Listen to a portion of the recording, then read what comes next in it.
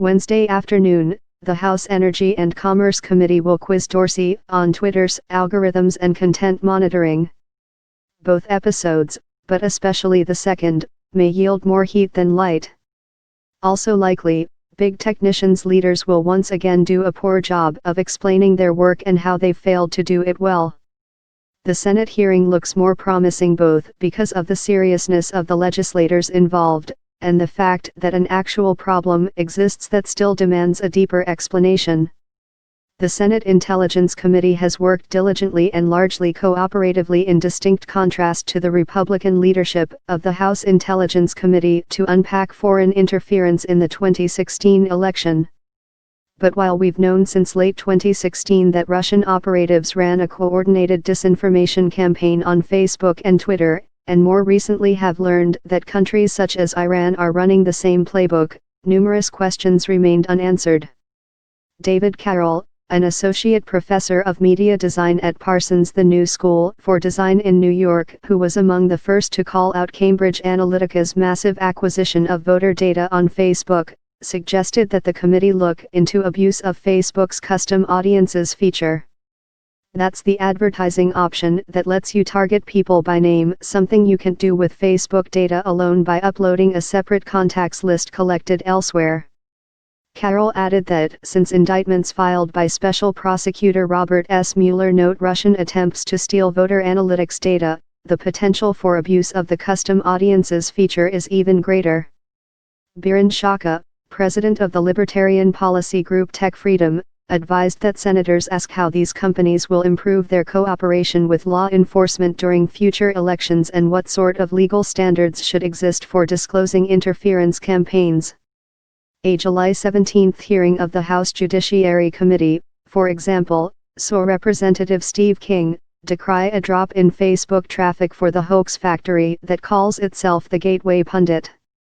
Representative Lamar Smith voiced the evidence-free claim that Google suppressed searches for Jesus, Chick-fil-A, and Catholicism. Chairman Bob Goodlatte, historically a free market conservative, suggested that social networks might be more properly treated as regulated utilities.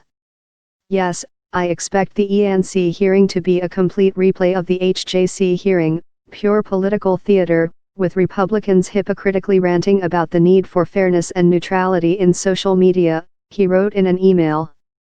Carroll voiced a similar concern in an email. Those of us who have a better sense of how these things work will be banging our heads against the desk, wall, or similar flat surface, or simply placing our thumbs and index fingers on the bridge of our noses, eyes clenched closed. Pointing and laughing at clueless congresspeople is, unfortunately, not an option. The problem also exists on the opposite coast, where tech execs try so hard to look innocent and uninterested in politics that they or their policies wind up looking nonsensical.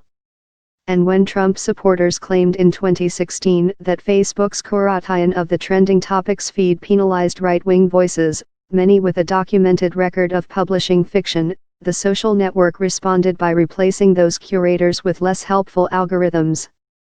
More recently, Facebook, Google, and Twitter all hesitated to boot InfoWars hoaxer Alex Jones instead of saying upfront that, as owners of private platforms, they were within their rights to eject anybody who suggests that the 9/11 terrorist attacks and Sandy Hook massacre were false flag operations.